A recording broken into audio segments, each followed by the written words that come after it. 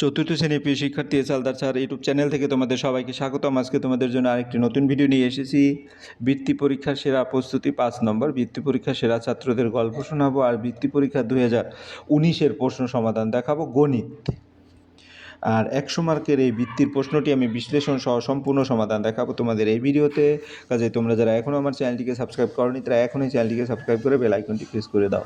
প্রাথমিক শিক্ষা উন্নয়ন পর্ষদ পশ্চিমবঙ্গ বৃত্তি সমাচার যদি বলি 2025-এর আর যে কোনো ইয়ারেরই পরীক্ষা হয়, কিন্তু বাংলা 100 মার্ক, ইংরেজিতে 50 মার্ক, গণিতে 100 মার্ক, বিজ্ঞানে 50 মার্ক, সামাজিক বিজ্ঞানে 100, টোটাল 400 নম্বরের মধ্যে। তাই 2025 সনে 400 নম্বরের মধ্যে যে প্রথম হয়েছে সে পেয়েছে 395 নম্বর, যে দ্বিতীয় হয়েছে সে পেয়েছে 392 নম্বর এবং তৃতীয় যে হয়েছে সে পেয়েছে 391 নম্বর। অর্থাৎ 400 মার্ক থেকে মাত্র 5 নম্বর কম পেয়েছে যে ফার্স্ট হয়েছে, আর 8 নম্বর কম পেয়েছে সেকেন্ড হয়েছে এবং 9 নম্বর কম পেয়েছে যে থার্ড হয়েছে। কাজেই পার্সেন্টেজের দিক থেকে যদি বলি 99, 98, 97 এরকম পার্সেন্ট নম্বর পেলে কিন্তু তোমরা মোটামুটি একটা প্লেসে চলে আসতে পারবে। 2024-এও যদি দেখি 3 জনেই ফার্স্ট হয়েছে, 397 নম্বর, মাত্র 3 নম্বর কম পেয়েছে 400 নম্বর থেকে। তাহলে তোমাদের এখন থেকে ওই রকমভাবে প্রিপারেশন নিতে হবে। আর আমি যদি বলি তোমাদের আসলে এই প্রশ্নগুলি মূলত আসে বিগত বছরের যত রকমের প্রশ্ন আছে, তোমরা যদি সেই প্রশ্নগুলি ভালো করে সমাধান করো তাহলে সেখান থেকে, যেমন 2016 থেকে 2025 পর্যন্ত কেউ যদি সমস্ত প্রশ্ন খুব সুন্দরভাবে সলভ করে আসে, সে কিন্তু এরকম নম্বর পাওয়ার সম্ভাবনা, তবে স্ট্যান্ডার্ড মানের প্যাটার্নে উত্তরগুলি হতে হবে। যাই হোক, আমি এক এক করে যে প্রশ্নগুলি তোমাদের দেখাবো সেটা হচ্ছে এই যে দেখে নাও, এখানে 1, 2 বড় করে দেখিয়েছি, এটা 3 নম্বর, এটা 4 নম্বর, তারপরে 5 নম্বর পর্যন্ত টোটাল প্রশ্ন আছে। তো 1 নম্বরের প্রশ্ন, যে কোনো 5টি অ্যান্সার করতে হবে। মৌলিক ও যৌগিক কোনোটিই নয় এমন সংখ্যাটি হলো, মৌলিকও না যৌগিকও না এমন যে সংখ্যাটি, সেটা যদি আমরা উত্তর দিই তাহলে কি হবে? 1, উত্তর হবে 1। আমি যদি একটু সাথে সাথে ব্যাখ্যা দিয়েছি যাতে তোমাদের বুঝতে সুবিধা। মৌলিক সংখ্যার 2টি গুণনীয়ক থাকে, 1 এবং নিজে। যৌগিক সংখ্যার 2-এর বেশি গুণনীয়ক থাকে, কিন্তু 1-এর মাত্র একটি গুণনীয়ক, তাই এটি কোনোটিই নয়। এরপরের প্রশ্ন, 2টি সংখ্যার সাধারণ গুণনীয়কের সংখ্যা আর নির্দিষ্ট না অসংখ্য। নির্দিষ্ট যে কোনো 2টি সংখ্যার সাধারণ গুণনীয়ক সীমিত সংখ্যক হয়, যেমন 12, 18 এর সাধারণ গুণনীয়ক 1, 2, 3, 6, তাই নির্দিষ্ট। এরপর পরের সংখ্যা, একটি যৌগিক সংখ্যার উৎপাদকের সংখ্যা কমপক্ষে ড্যাশটি। একটি যৌগিক সংখ্যার উৎপাদকের সংখ্যা 3টি। যৌগিক সংখ্যা কমপক্ষে 3টি উৎপাদক থাকে। নিজে আরও একটি সংখ্যা, যেমন 4 এর 1, 2, 4। একটি আয়তকার টেবিলের দৈর্ঘ্য ড্যাশ। দৈর্ঘ্য থেকে প্রস্থ বড় না ছোট? দৈর্ঘ্য থেকে প্রস্থ থেকে দৈর্ঘ্য বড়। আয়তক্ষেত্র সাধারণত দৈর্ঘ্য প্রস্থ থেকে বড় হয়। এরপর পরের প্রশ্ন, একটি জোড় সংখ্যা ও একটি বিজোড় সংখ্যার বিয়োগফল সর্বদা বিজোড় সংখ্যা, যেমন জোড় বিয়োগ বিজোড়, অর্থাৎ 6 বিয়োগ 3 বিজোড় সংখ্যায়। সেকেন্ড ড্যাশ পরিমাপের একক, সময় পরিমাপের একক। 6 নম্বর। এবারে 6 নম্বর, কোনো সংখ্যা, কোনো অঙ্কের স্থানীয় মান এবং প্রকৃত মান উভয় সমান হয়, এটা হচ্ছে 1। যে অঙ্কের স্থানীয় মান প্রকৃত মান একই হয় সেটি 1, যেমন 1-এর স্থানীয় মান 1 এবং প্রকৃত মানও 1। এরপরের প্রশ্ন 2 নম্বর, কথায় লেখো 50680051 একক, দশক, শতক, সহস্র, অযুত, লক্ষ, নিযুত, কোটি। অর্থাৎ 5 কোটি 6 লক্ষ, 50 কোটি 6 লক্ষ 68 লক্ষ 0,051, অর্থাৎ 5 কোটি 6 লক্ষ 80,051। এরপরের প্রশ্ন, বড় থেকে ছোট সাজাও। তো এর মধ্যে কোনটা বড় কোনটা ছোট আমরা যদি সেটা দেখতে যাই তাহলে কি বলবো? এই 10 ভাগের 8 ভাগ, আর এটা হচ্ছে 10 ভাগের 5 ভাগ, 10 ভাগের 8 ভাগ, 10 ভাগের 3 ভাগ, এটা 10 ভাগের 1 ভাগ। তাহলে আমরা যদি দেখি 10 ভাগের 5 ভাগ মানে 0.5, আর 10 ভাগের 8 ভাগ 0.8, 0.1। তাহলে এর মধ্যে তুলনা করলে দেখা যায় 10 ভাগের 0.8 সবচেয়ে বড়, তারপর 0.5, 0.3, 0.1।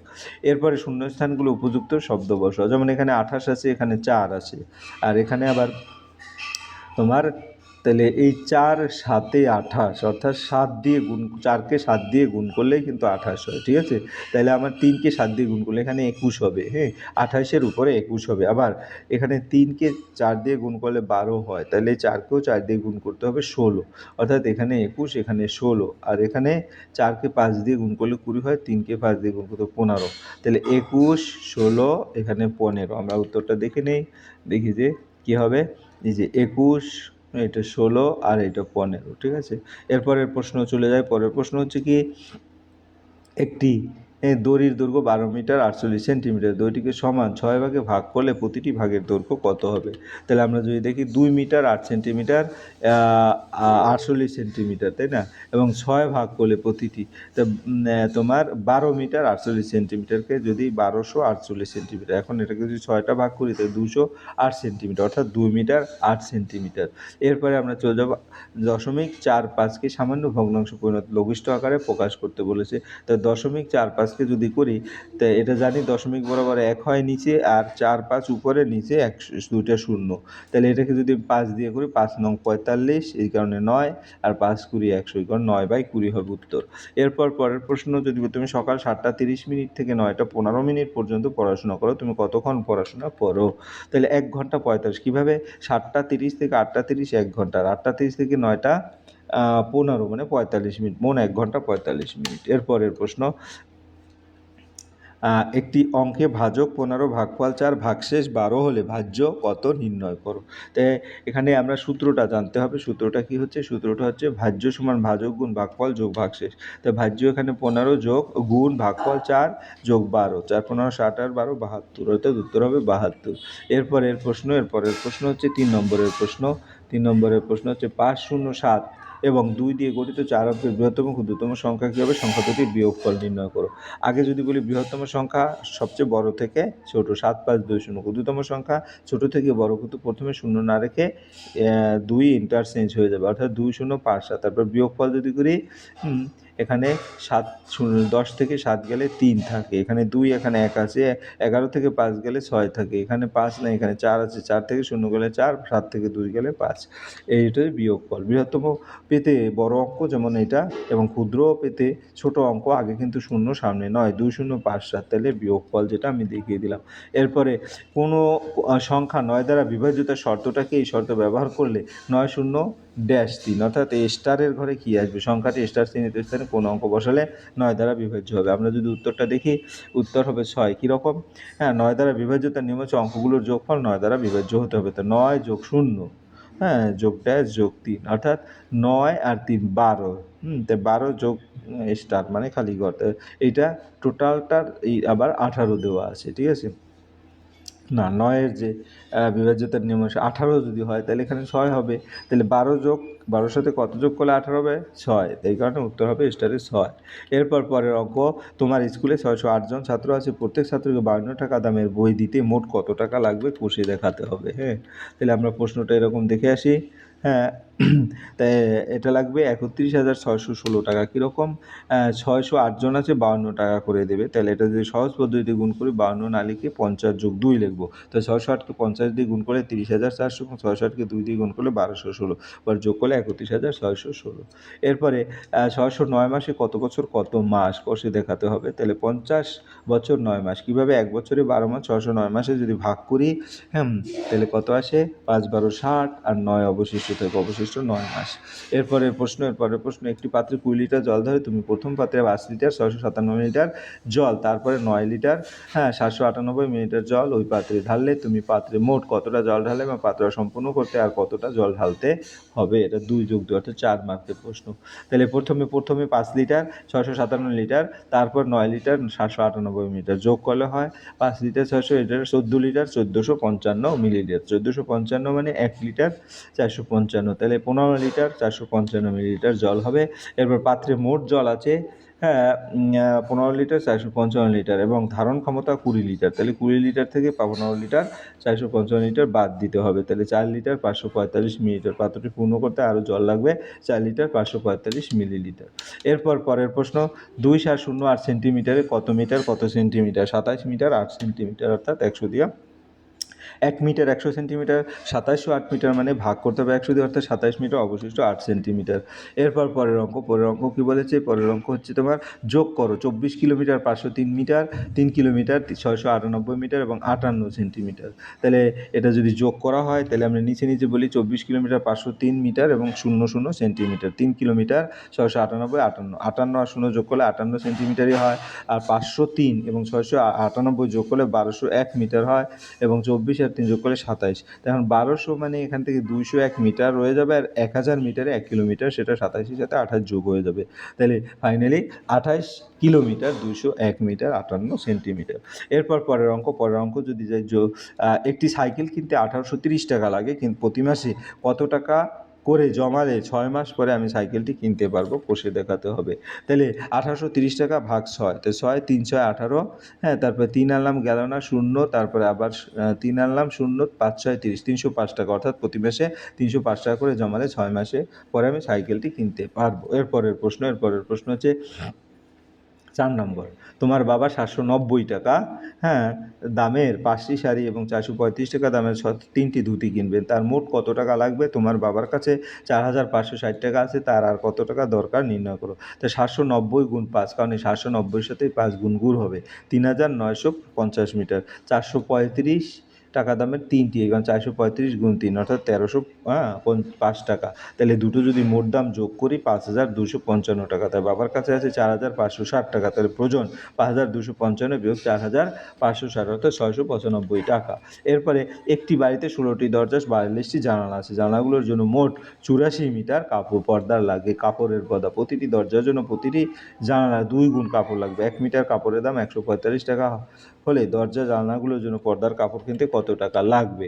আমি যদি বলি একটি জানলার জন্য কাপড় 63 ভাগ 42, অর্থাৎ 1.5 মিটার। একটি দরজার জন্য 1.5 গুণ 2 3 মিটার। তাহলে 16টি দরজার জন্য 16 গুণ 3 48 মিটার। মোট কাপড় 43 ও 48 111 মিটার। মোট খরচ 145 গুণ 111 16,095 মিটার।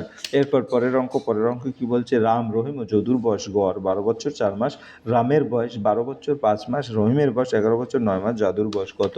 আমরা যদি দেখি তাহলে মোট বয়স 12 বছর 4 মাস গুণ 3, কারণ গড় বয়স যেহেতু 3 দিয়ে গুণ, 36 বছর 12 মাস মানে 37 বছর। রাম ও রহিম 12 বছর 5 মাস আর 11 বছর 9 মাস, দুইটা যোগ করলে হয় 23 বছর 14 মাস। 23 বছর 14 মাস, তাহলে 36 বছর 12 মাস থেকে 23 বছর 14 মাস যদি বাদ দেয়, তাহলে 11 বছর 10 মাস থাকে উত্তর। এরপর পরের অঙ্ক কি বলছে? সরল করো। 90 ভাগ 6, এরকম সরলটা যদি আমরা দেখি, তাহলে 90 ভাগ 6, 90কে 6 দিয়ে ভাগ করলে 6 15 90 গুণ 4 বিয়োগ 12 ভাগ 3, যেগুলি আছে সেগুলি রেখে দিই, 6 বিয়োগ এই ভাগ মানে 2 ভাগ 4 গুণ 2, তাহলে 60, 4 15 60 থেকে 12 গেলে 48 থাকে, আর ভাগ 3 বাকি যেটা আছে সেভাবে। 48কে আবার 3 দিয়ে ভাগ করলে মানে ব্র্যাকেট উঠে যাবে, তাহলে 16 থাকবে। আর দেখা গেছে এখানে 16 আছে, আর এই ফার্স্ট ব্র্যাকেট 2 6 বিয়োগ 1/2 মানে 5.5 গুণ 2, অর্থাৎ 11। 16 থেকে 11 গেলে 5 থাকে, উত্তর হবে 5। এরপর পরের অঙ্ক একটি কাগজের 2/15 লাল, 4/15 সবুজ এবং 7/15 হলুদ রং এবং 1/2 নীল রং আছে। কাগজটি মোট কত অংশ রং করা হলো আর কত অংশ বাকি? তাহলে মোট রং 2/15, 4/15, 7/15, 1/15, অর্থাৎ 14/15। তো বাকি থাকে 1 বিয়োগ 14/15, অর্থাৎ 1/15 অংশ। এরপরের প্রশ্ন হচ্ছে কি 6 নম্বরে। তোমার কাছে 15টি আপেল, তোমার বোনের কাছে 10টি বেদানা আছে, সমানভাবে ঝুড়িতে করলে কতটা ঝুড়ি লাগবে? তাই গসাগু 15 এবং 10, এটা যদি গসাগু করি তাহলে এমন একটা সংখ্যা বলো দুটোতেই 5 দিয়ে ভাগ যায়, অর্থাৎ 5। ঝুড়ি লাগবে 5টি, প্রতি ঝুড়িতে 3টি আপেল এবং 2টি বেদানা। এরপর পরের অঙ্ক হচ্ছে কি মৌলিক সংখ্যা কাকে বলে? যমজ মৌলিক সংখ্যা কি? 7 এবং 13 কি যমজ মৌলিক সংখ্যা? যে সংখ্যা গুণনীয়ক 2টি, অর্থাৎ 1 এবং নিজে সেই যমজ, সেটাই হচ্ছে মৌলিক সংখ্যা। যমজ মৌলিক সংখ্যা হচ্ছে 2টি মৌলিক সংখ্যা যাদের পার্থক্য 2, যেমন 7 13 পার্থক্য 6, কাজে তারা যমজ মৌলিক সংখ্যা নয়। এরপরে পরের প্রশ্ন পার্থবাবু প্রতি মাসে 16,200 টাকা আয় করেন। তিনি 5/9 সংসারে, 1/5 বাড়ি ভাড়া এবং 975 টাকা পড়াশোনা খরচ করেন। বছরে তার কত টাকা সঞ্চয় করেন? সংসারের খরচ 16,200 গুণ 5/9, 9,000 টাকা। বাড়ি ভাড়া 16,200 গুণ 1/5, 3,200 টাকা। তাহলে মোট খরচ 9,000 আর 3,000 যোগ 975, অর্থাৎ 13,215 টাকা। তাহলে মাসিক সঞ্চয় 16,200 থেকে 13,215, অর্থাৎ 2,985 টাকা। বছরের সঞ্চয় 2,985 গুণ 12, 35,820 টাকা। এরপরে আমরা চলে যাবো 5 নম্বর। সমবাহু ত্রিভুজ কাকে বলে? একটি সমবাহু ত্রিভুজ আঁকো। তাহলে আমরা যদি যে ত্রিভুজে 3টি বাহুই সমান তাকে সমবাহু ত্রিভুজ বলে। সমবাহু ত্রিভুজ 3টি বাহুর সমান, 3টি কোণও সমান, 60 ডিগ্রি চিত্র ধারণ, অর্থাৎ এখানে এমন একটা চিত্র তোমাদের দেখাতে হবে যে 3টা বাহুই যাতে সমান হয়, অর্থাৎ এই যদি এটা বলি 6 সেন্টিমিটার, এটাও 6, এটাও 6, ঠিক আছে। আর ABC, AB সমান, এটা যদি বলি এটা যদি বলি বি, এটা যদি বলি এবি সমান বিসি সমান সি। এরপরের প্রশ্ন হচ্ছে একটি আয়তঘন ঘনবস্তুর বস্তুটির কটি তল এবং তলগুলো কি কি সমতল না বক্রতল? তাহলে 6টি তল সমতল, সবগুলোই সমতল। আয়তঘন হচ্ছে কিউবিক, যেমন ইট। 6টি মুখ তল থাকে, সব তলে সমতল, কোনো বক্রতল নেই। পরের প্রশ্ন, একটি বর্গাকার মাঠের পরিসীমা 48 মিটার, মাঠের দৈর্ঘ্য প্রস্থ নির্ণয় করো। তাহলে আমরা যদি দৈর্ঘ্য প্রস্থ নির্ণয় করি, দৈর্ঘ্য 12 মিটার, প্রস্থ 12 মিটার। বর্গক্ষেত্র পরিসীমা 4 গুণ বাহু, তাহলে 4 গুণ বাহু সমান 48, বাহু সমান 48/4 অর্থাৎ 12 মিটার। তাহলে বর্গক্ষেত্রের দৈর্ঘ্য প্রস্থ সমান অর্থাৎ 12 মিটার। দুটি সরলরেখার ছেদবিন্দু কটি? দুই সরলরেখার ছেদবিন্দু একটি। আমরা যদি দেখি দুটি সরলরেখা ছেদবিন্দু কিভাবে একটি হয়, তাহলে তোমরা দেখতে পাবে যে এখানে এই একটি সরলরেখা, এই একটি সরলরেখা, এইটা বলে ছেদবিন্দু। তাহলে একটি মাত্র ছেদবিন্দু যেটা মিলিত হয়েছে। যাই হোক, এই ছিল তোমাদের এই প্রশ্নের সামগ্রিক বিশ্লেষণ। আশা করি ভিডিওটি মনোযোগ সহকারে থাকলে ফুললি প্রশ্নের উত্তর ক্লিয়ার বুঝতে পারবে। পরিশেষে বলবো, ভিডিওটি দেখার জন্য অসংখ্য ধন্যবাদ। ভিডিওটি ভালো লাগলে লাইক, কমেন্ট, শেয়ার করতে ভুলবে না। আর তোমরা যারা এখন আমার চ্যানেলটিকে সাবস্ক্রাইব করোনি, তারা এখনই চ্যানেলটিকে সাবস্ক্রাইব করে বেল আইকনটি প্রেস করে দাও। আজ এই পর্যন্তই, ধন্যবাদ সবাই।